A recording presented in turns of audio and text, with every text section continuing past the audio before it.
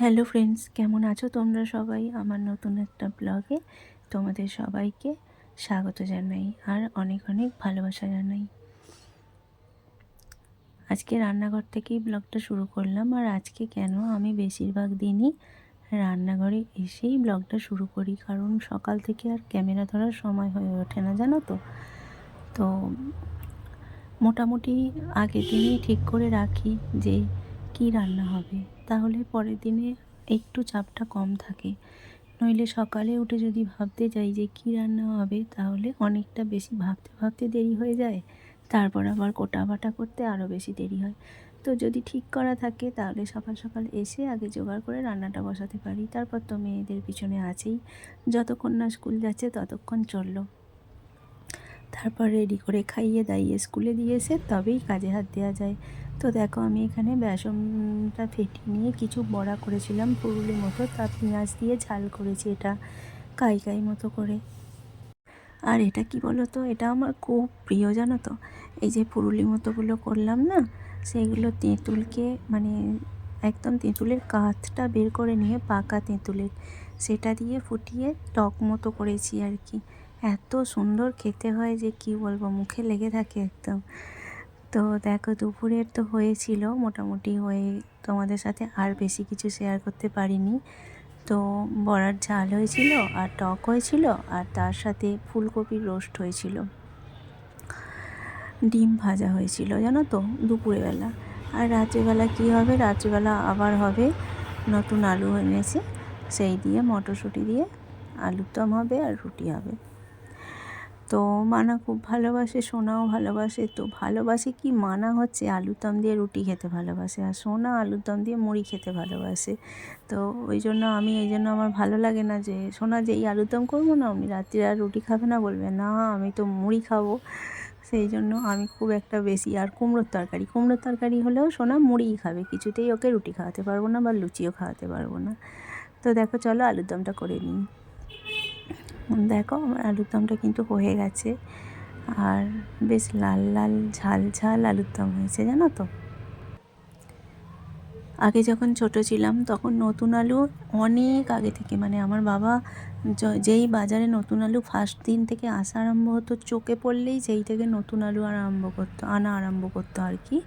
তো এত আমার বাবা আলুর দম খেতে ভালোবাসে, চিন্তা করতে পারবে না তোমরা। তো নতুন আলুর দম খেয়ে খেয়ে খেয়ে এত মানে একটা অভ্যাস হয়ে গেছে আর কি, না এখনও যেন না আনলে বাড়িতে শেষ পর্যন্ত মনটা খুঁতখুঁত করে। দেখো, রাত্রিবেলা রুটি তরকারি হয়ে গেছে। আজকে তোমাদের সাথে শেয়ার করব কিছু আমার শাড়ির কালেকশান আর কি, মানে শাড়ি কী কী আছে আলমারিতে না আছে, আর আমিই ভুলে গেছি, জানো, তোমাদেরকে দেখাবো বলছি কি, আমিই ভুলে গেছি আমার আলমারিতে কী কী শাড়ি আছে। তো দেখো, তোমরা দেখো কোন শাড়িটা তোমাদের বেশি ভালো লাগছে, কোনটা বেশি পছন্দ হচ্ছে, জানিও কিন্তু আমাকে। তো এখন কি হয়েছে, এখন তো খুব একটা কোথাও বেরোই না আসলে, আমাদের দোকান তো মঙ্গলবার বন্ধ, যার জন্য বেরোতে পারি না। তো একদম একবেলার জন্য বেরোই। আর আমি আগে যেমন পুরো শাড়িই পরতাম শুধু, আর এখন তবু টুকিটাকি একটু একটু চুড়িদার পরি। আর চুড়িদার পরা আরম্ভ করেছি বলে, আর এখন না শাড়ি পরতে দেরি হয় বলে মনে হয় যেন না, যেখানেই যাচ্ছি চুড়িদারটা পরেই চলে যাই। এরকম করতে করতে না শাড়িগুলো একদম মানে কি বলবো, আলমারি থেকে আর বেরই হয় না। আর আমিও ভুলে গেছি আমার কী কী শাড়ি আছে। তো দেখো, অনেক শাড়ি আছে, কিন্তু কিন্তু শাড়িগুলো দেখতেও খুব সুন্দর সুন্দর শাড়ি, প্রতিটা বের করেছি, বের করে মনে হচ্ছে যে এত সুন্দর সুন্দর শাড়িগুলো পরি না, তাহলে পরে পরে রিলস বানাবো। কিন্তু কি বলো তো, সে সময়টাও হয় না। নতুন নতুন শাড়ি পরে সেজেগুজে রিলস বানানোর সময় সত্যিই আমার হয় না গো।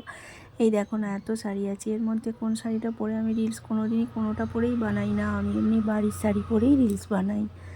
তো আজকে মনে হলো যে সব শাড়িগুলো বের করি, বের করে একটু আলমারিটা গুছিয়ে নিই। তো সোনা পড়তে গেছে, সেই জন্যই আরও বেশি এসবগুলো মনে হওয়ার কারণ ও থাকলে তোকে পড়াতে গান করাতে হয়। সব শাড়িগুলোকেই বের করেছি, আলমারিটাকে ভাবছি একদম গুছিয়ে নেব, শুধু আমার শাড়ি না, সবারই সব কিছু বের করে নিয়ে আলমারিটাকে গুছিয়ে দেব। তো এই যে ওপরের লাল শাড়িটা দেখছো, তো এটার নাম নাকি টুম্পা সোনা, আমি জানতাম না, সত্যিই জানতাম না। মানে আমাকে একজন বলে আমি পরার পরে যে এই শাড়িটা তো টুম্পা সোনা শাড়ি।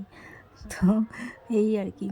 এই দেখো এইসব শাড়িগুলো একদম পরা হয় না। আগে তবু যখন বাপের বাড়ি তো যাই, শুধু বাপের বাড়ি যেতাম যখন, তখন শাড়ি পরে যেতাম, শাড়ি পরে আসতাম, তো লাগতো দুটো করে শাড়ি। এখন আর সেটাও না, এখন চুড়িদার পরেই ছুটি, সেই জন্য আর হয় না। আর মেয়েদেরকে আমার আবার দুই মেয়ে, দুজনকে সাজাতে সাজাতেই আমার সময় চলে যায়, জানো তো, এটা একটা বড় সমস্যা। মানে ওদেরকে সাজাতে সাজাতেই সময় চলে যায়, আমার আর সাজার সময় হয় না। চলো আলমারিটা গুছিয়ে নিয়েছি, দেখো এখানে মানে একটা তাকে সব ধরলো না আর কি, মাঝের তাকটাতে, সেই জন্য যেগুলো খুব ভালো শাড়ি আর কি, সেগুলোকে আমি হ্যাঙ্গার দিয়ে এখানে ঝুলিয়ে রাখলাম। আর বাকিগুলো, সেগুলোও খুব ভালো শাড়ি। এখানে দেখো আমি সায়া ব্লাউজগুলো রেখেছি, সমস্ত সায়া ব্লাউজগুলো এখানে আছে।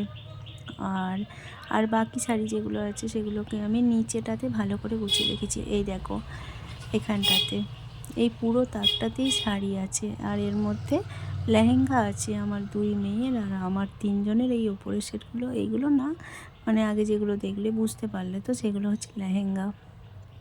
এই শাড়িগুলোকে এখানে রাখলাম। এই যে দেখো এগুলো লেহেঙ্গা, এগুলো আমার সোনার মানার তিনজনেরই আছে। এত শাড়ি, তাই ভাবছি যে শাড়িগুলো আমি আর কবে পরবো, ইচ্ছা করছে, দেখেই মনে হচ্ছে পরে নিই শাড়িগুলো।